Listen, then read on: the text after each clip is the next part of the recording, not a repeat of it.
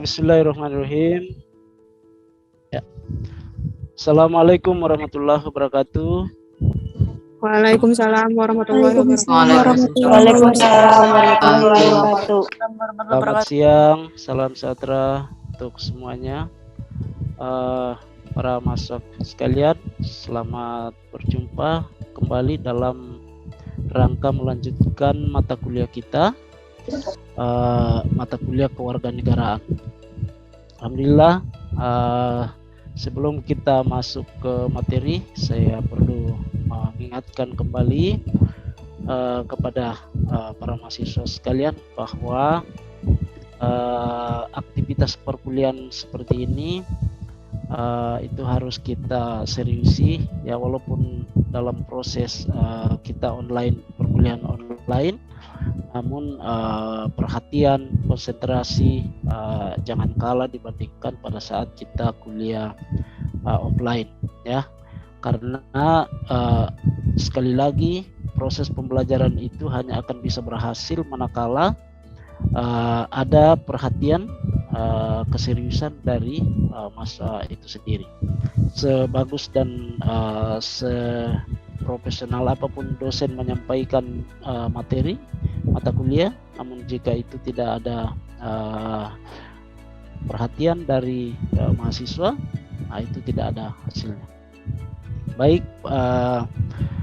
berdasarkan RPS yang ada pada kita, saat ini kita masuk pada materi yang ke-10, ya, yaitu tentang sistem politik, ya, sistem pemerintahan dan otonomi daerah. Kali ini kita akan membahas tentang sistem politik yang ada di negara kita. Sebagai warga negara, ya, sebagai warga negara yang baik, harus paham tentang bagaimana sistem politik yang mengatur kita di dalam kehidupan kebangsaan sebagai bagian dari warga negara kesatuan Republik Indonesia. Pertemuan sebelumnya kita sudah membahas tentang bagaimana kontribusi dan partisipasi kita sebagai warga negara untuk ikut melakukan kewajiban bela negara. Nah, kaitan dengan upaya bela negara dan sebagai bentuk partisipasi warga negara, maka keterlibatan di dalam sistem politik juga itu adalah salah satu kewajiban sebagai warga negara. Oleh karena itu, terlibat di dalam sistem politik yang mengatur satu negara itu adalah salah satu kewajiban sebagai warga negara. Kalau ada warga negara yang tidak mau terlibat di dalam sistem politik, ya, misalnya sistem pemilu, maka warga negara itu tidak diakui sebagai warga negara. Nah, itu. Oleh karena itu, di dalam sistem politik, termasuk sistem pemilu, ya, itu kewajiban, salah satu kewajiban dari warga negara. Kita mulai dari definisi, ya, mulai dari definisi politik dan definisi tentang sistem politik, ya. Beberapa ahli kita kutip, ya, mendefinisikan tentang politik dan sistem politik, ya. Di antaranya Osten Reni yang mengatakan politik sebagai proses pembuatan kebijakan pemerintahan atau public policy. Kemudian ada juga pakar komunikasi politik yang sering kita kutip di prodi ilmu komunikasi itu, ya, Harold de Lasalle, ya, dengan formulanya yang sangat kita kenal, yaitu 5W1H, ya. Nah, ini di dalam sebenarnya formula 5W1H kalau di dalam komunikasi itu diadopsi dari teori politiknya Harold de Lasalle, yang dia mengatakan bahwa politik itu menyangkut proses penentuan, ya, siapa mendapatkan apa, di mana, bagaimana, dan mengapa. Nah, itu, ya, mengapa dan bagaimana. Nah, itu sebenarnya diadopsi dari teori politiknya Harold de Lasalle. Kemudian salah seorang pakar terkemuka di tanah air, Profesor Ramlan Surbakti, mendefinisikan politik sebagai proses interaksi antara pemerintah dan masyarakat untuk menentukan kebaikan bersama bagi masyarakat yang tinggal dalam suatu wilayah. Jadi politik adalah suatu kesepakatan untuk melakukan interaksi antara masyarakat ya dalam rangka untuk kebaikan masyarakat di dalam suatu wilayah. Kalau wilayah itu dibatasi oleh regional negara, maka wilayah itu adalah disebut negara. Wilayah itu dibatasi oleh provinsi, maka dia disebut sebagai wilayah provinsi. Kemudian seorang ahli dari Amerika, Gabriel Elmond dan Powell mendefinisikan tentang sistem politik sebagai seluruh lingkup aktivitas politik dalam masyarakat, ya, atau sistem politik pada setiap masyarakat berfungsi untuk memenuhi kebutuhan hidup di bidang politik. Jadi sistem politik adalah sistem dari interaksi-interaksi yang terdapat di semua masyarakat yang merdeka, ya, yang melaksanakan fungsi-fungsi integrasi dan adaptasi, baik internal maupun eksternal, ya, dengan cara ya ada mengancam, ya, ada aspek mengancam dalam rangka apa? Menggunakan dalam rangka untuk menciptakan ketertiban. Dalam sistem politik memang ada unsur memaksa. Kita lanjutkan. Di dalam sistem politik, ya, salah satu kita berbicara tentang fungsi dari sistem politik itu. Di antaranya adalah sebagai political communication, ya, komunikasi politik. Kemudian sebagai sosialisasi dan rekrutmen politik. Ya, kemudian perumusan kepentingan, interest articulation, penggabungan kepentingan, ya, atau interest aggregation, pembuatan aturan, rule making, ya, aplikasi aturan, rule application, kemudian pengadilan atas pelaksanaan aturan, rule adjudication.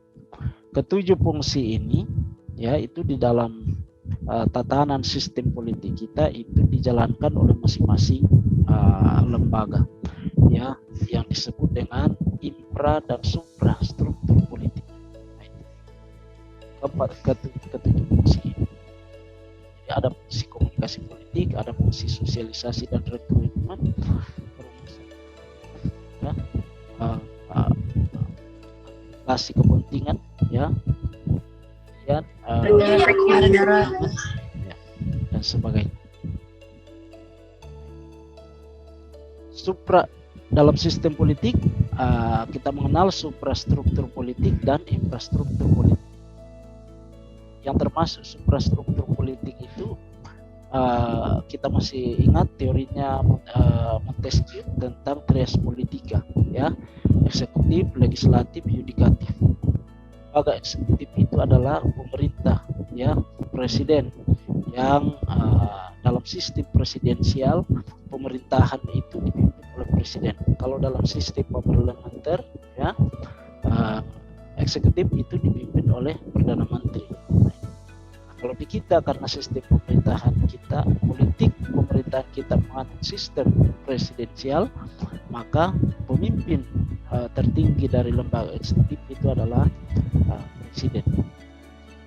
Tapi, ya, presiden juga di kita itu adalah sekaligus sebagai kepala negara. Ya, beda dengan di sistem kerajaan, ya, misalnya Inggris, ya. Pemimpin tertinggi negara Inggris itu dan negara-negara kerajaan itu adalah raja. Nah, itu pelaksana eksekutifnya itu adalah perdana menteri. Kita presiden itu adalah sekaligus sebagai kepala pemerintahan dan kepala negara. Kemudian unsur kedua dari trias politika itu adalah adanya lembaga legislatif. Nah, di kita lembaga legislatif itu ada MPR, DPD, dan DPR. Kemudian lembaga yudikatif, ya, lembaga yudikatif ini yaitu lembaga peradilan, ya, peradilan di tingkat pusat namanya Mahkamah Agung, kemudian di tingkat provinsi namanya pengadilan tingkat di kabupaten namanya pengadilan negeri. Nah, itu lembaga peradilan di kita.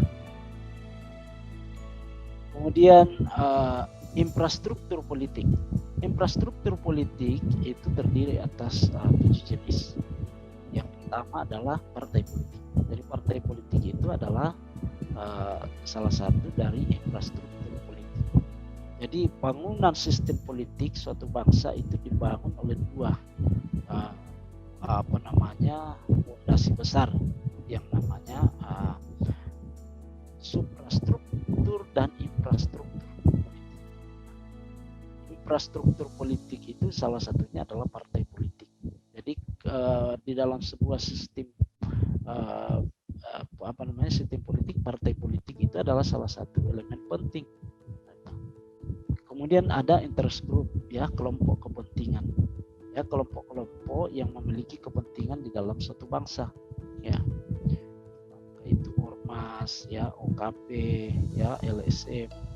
Kemudian ada pressure group, ya, kelompok penekan.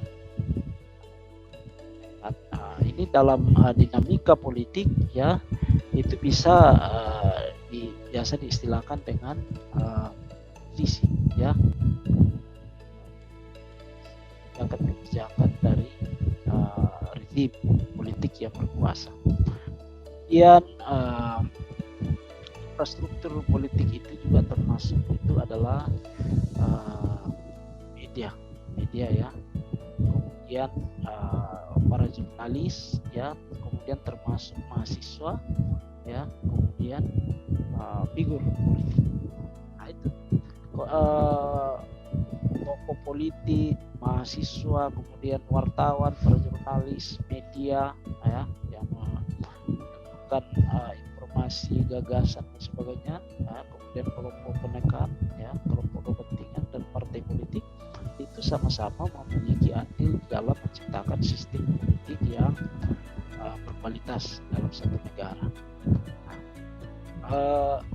Di dalam sistem politik yang demokratis, ya, tujuh kelompok yang menjadi infrastruktur politik ini harus berperan semua, ya. Mahasiswa itu ada peran politik yang dimainkan oleh mahasiswa, ya, sesuai dengan keberadaannya. Kemudian tokoh-tokoh publik, ya, itu tidak boleh diam terhadap realitas kondisi bangsa, ya, apalagi jurnalis, ya, apalagi media, ya, apalagi LSM dan sebagainya, apalagi partai politik. Nah, selama ini banyak yang beranggapan yang menjalankan fungsi politik itu hanya partai politik, padahal tidak. Sesungguhnya kita semua ini menjalankan fungsi politik sesuai dengan keberadaan kita di mana kita berada dalam rangka menciptakan sistem politik yang berkualitas. Nah, itu sebagai mahasiswa apa perannya nanti kita diskusikan, ya. Nah, dalam sistem politik setidaknya ada dua kategori sistem politik yang selama ini berlaku di dunia. Ada sistem politik yang demokratis. Ini dipraktekkan di negara-negara yang memang dikenal sebagai negara yang demokratis, ya. Umumnya negara-negara di Barat, kemudian di Amerika, kemudian ya termasuk di kita, ya, kita mempraktekkan sistem politik demokratis, ya, terlepas dari bagaimana kualitas demokrasi dan sebagainya, tapi kita masuk kategori ini, yaitu sistem politik kita sistem politik yang demokratis. Apa ciri-cirinya? Ya, di sana ada pola komunikasi tatap muka yang berlangsung, ya. Kemudian ada partisipasi politik dari masyarakat secara aktif. Kemudian iklim politik bebas, ya. Kemudian ada keterbukaan informasi melalui, ya, media massa.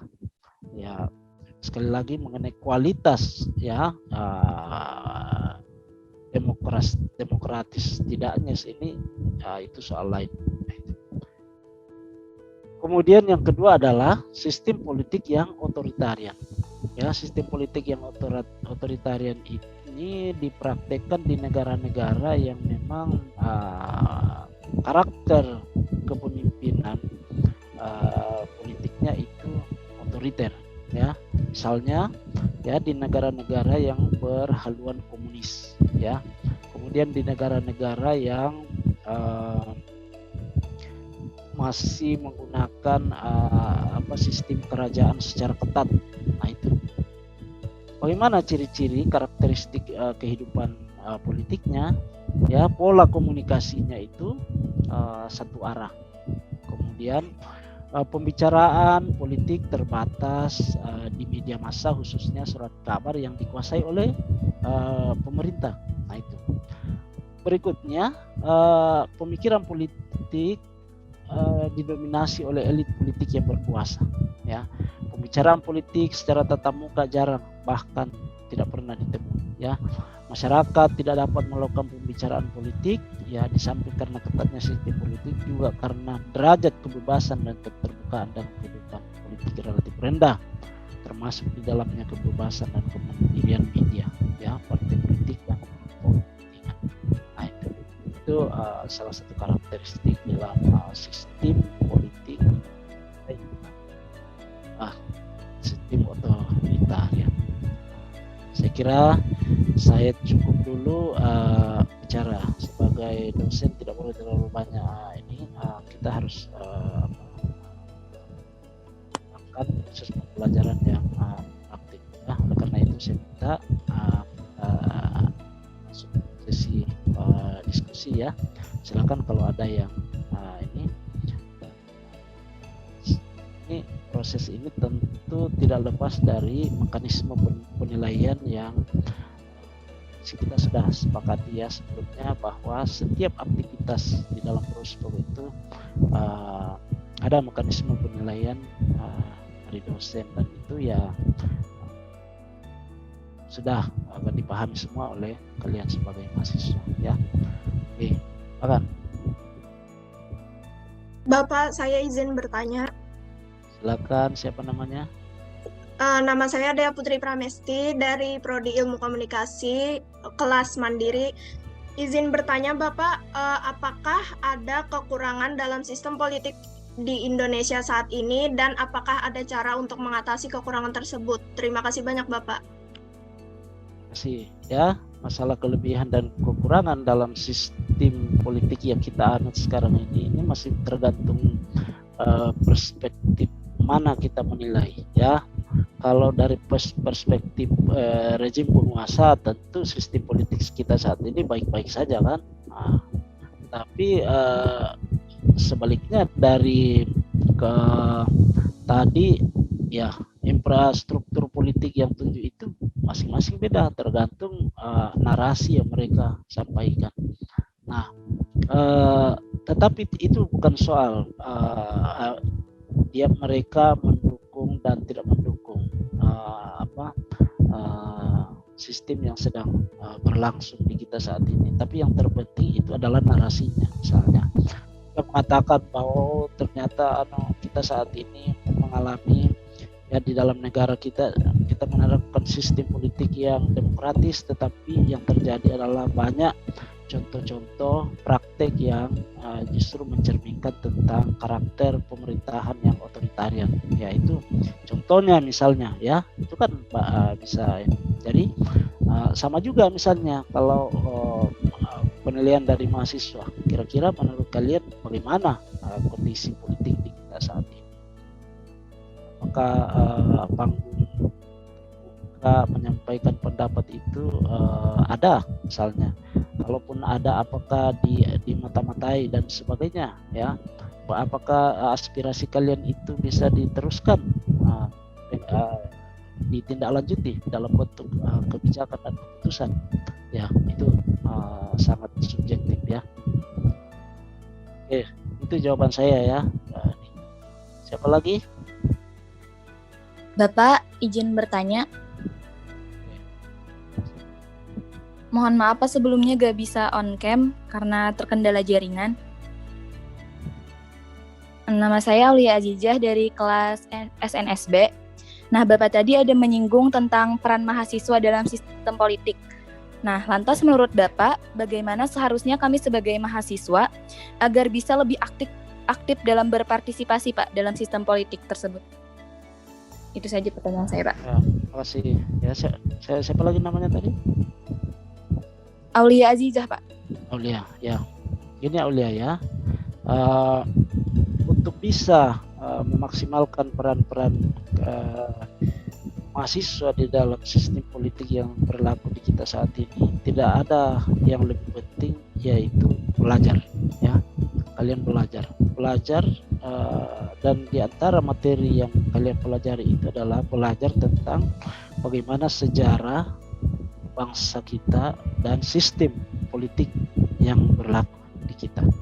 Dengan belajar tentang sejarah, kemudian sistem politik yang selama ini berlaku di negara kita, kemudian bagaimana dinamika kebangsaan kita mulai dari sebelum kemerdekaan, kemudian kemerdekaan, bagaimana pergantian kekuasaan di dalam sistem kenegaraan kita, itu dengan demikian akan menambah khasanah wawasan kalian. Nah, jika wawasan kalian sudah bagus, nah pasti kalian akan memiliki pandangan yang genuine, ya, yang mantap dalam memberikan kontribusi terhadap mengembangkan sistem politik yang berkualitas di negara. Jadi sekali lagi, belajar dan belajar. Ya, belajar itu bukan hanya dari belajar buku-buku teks, tetapi dengan interaksi, ya, berorganisasi, ya, khususnya kita orang ilmu sosial itu, laboratorium kita itu adalah di masyarakat, ya, di organisasi, melalui banyak interaksi dengan para tokoh, ya, para aktivis, dan semua yang memiliki kompetensi yang sendirinya, kita akan tahu tentang bagaimana sesungguhnya realitas sistem di kita saat ini, sehingga kita bisa memberikan penilaian yang objektif, ya, bukan karena didogma, didoktrin oleh orang lain, tetapi kita bisa memberikan penilaian sendiri berdasarkan hasil bacaan kita, ya. Oke, berikutnya, ya. Assalamualaikum, Pak. Mau nanya, Pak. Ya, siapa namanya? Ahmad Tirjal Patoni, Pak. Ya, On cam, Bro. Ya, ulun mau nanya, Pak. Kan sistem politik kita ini kan sistem demokrasi kan, Pak? Ya. Nah, itu kan pengertiannya kan ada kekuasaan gitu, nah, Pak, di rakyat. Cuman, Pak, yang sekarang dilihat, Pak, kekuasaan itu tuh hanya pada pemilu aja, Pak, pada pemilihan-pemilihan kepala daerah gitu, nah, Pak. Nah, bisa juga, Pak, itu tuh kayak sekarang ini kan demokrasi itu bahwa penetapan suatu hukum tuh, nah, itu harus ada dari rakyat juga, Pak, yang itu, Pak. Cuman yang sekarang ini, Pak, yang lo lihat juga bahwa mengkritik-kritik kepala-kepala daerah atau kekuasaan pemimpin-pemimpin tinggi itu, nah, Pak, itu ada kena pasalnya, Pak. Nah, siapa yang membuat pasal itu, Pak, sampai jadi sebuah pasal tuh, nah. Padahal kan kritik-kritik dari rakyat ini kan perlu juga tuh, nah, Pak, memperbaiki sistem politik Indonesia itu, nah, Pak. Dari pengertiannya aja sudah kita lihat, Pak, gitu, nah, siapa yang mengusulkan itu, nah, dan kenapa itu bisa terjadi, Pak?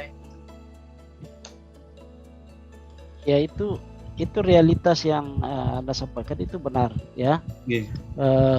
Kalau prinsip dasar atau pengertian dasar demokrasi itu kan pemerintahan dari rakyat, kan. Nah, tetapi ya ada banyak fenomena bagaimana sungguhnya rakyat itu ya hanya di atas namakan, ya. Bahkan ya sudah betul realitas di kita dalam pelaksanaan sistem politik ini, terutama di momentum pemilu, ya, rakyat itu sebenarnya disebut dihargai, tapi sungguhnya dilecehkan pada saat pemilu, ya, karena berkembangnya budaya tentang money politik. Nah, itu sungguhnya budaya money politik dalam pemilu itu sungguhnya adalah racun demokrasi sebenarnya, ya, racun demokrasi, karena itu adalah praktek-praktek yang sangat tidak demokratis, sehingga apa yang terjadi jika itu dibiarkan, dan seperti sekarang ini kan, sekarang paradigma yang berlaku adalah siapa yang beruang maka dia yang memenangkan kontestasi, apakah itu di legislatif maupun di eksekutif. Jadi kata orang-orang di kampung, yang berbicara itu adalah uang katanya sekarang. Padahal yang berbicara itu kan manusia ya. Ya, uang itu benda mati kan. Yang berbicara itu manusia. Masa uang yang berbicara? Nah, artinya saat ini yang menentukan itu orang diam dan bicara itu adalah uang. Nah itu saya kira ekses negatif dari praktek demokrasi yang keliru. Ya, dan itu saya kira itu harus diluruskan, karena kalau tidak, ke depan yang menentukan bangsa kita ini adalah siapa yang beruang, bukan siapa yang cerdas, bukan siapa yang pintar, tetapi nanti siapa yang beruang. Sehingga yang terjadi dalam kontestasi pemilu, apakah itu pilkada dan sebagainya, yang bermain itu adalah oligarki, ya, pengusaha yang berkolaborasi dengan kekuasaan. Apa jadinya suatu bangsa, suatu negara jika dia dikendalikan oleh oligarki yang seperti itu? Ya, akhirnya paradigma yang berlaku adalah paradigma materialistis. Itu sudah sangat bertentangan dengan prinsip tujuan berbangsa dan bernegara kita, dan sangat bertentangan dengan dasar negara kita Pancasila, ya. Dasar negara kita Pancasila dengan 5 sila itu sudah dibuat oleh para founding father kita sebagai kerangka acuan mengelola sistem politik bangsa kita. Oleh karena itu kita mengenal sistem demokrasi Pancasila. Demokrasi kita beda dengan demokrasi liberal. Demokrasi kita adalah demokrasi Pancasila. Demokrasi yang didasarkan atas nilai-nilai ketuhanan, kemanusiaan, persatuan, musyawarah untuk mufakat, dan keadilan sosial. Itulah demokrasi asli bangsa Indonesia yang dituangkan di dalam Pancasila oleh para founding fathers kita. Nah, pertanyaannya, sampai sejauh mana implementasi dari nilai-nilai demokrasi Pancasila itu? Ya, silakan kalian menilai sendiri, ya. Gunakan nalar sebagai mahasiswa berdasarkan analisa, bacaan atas sumber-sumber belajar yang ada di kita semua. Saya kira demikian materi diskusi kita. Nanti kita lanjutkan pada untuk sesi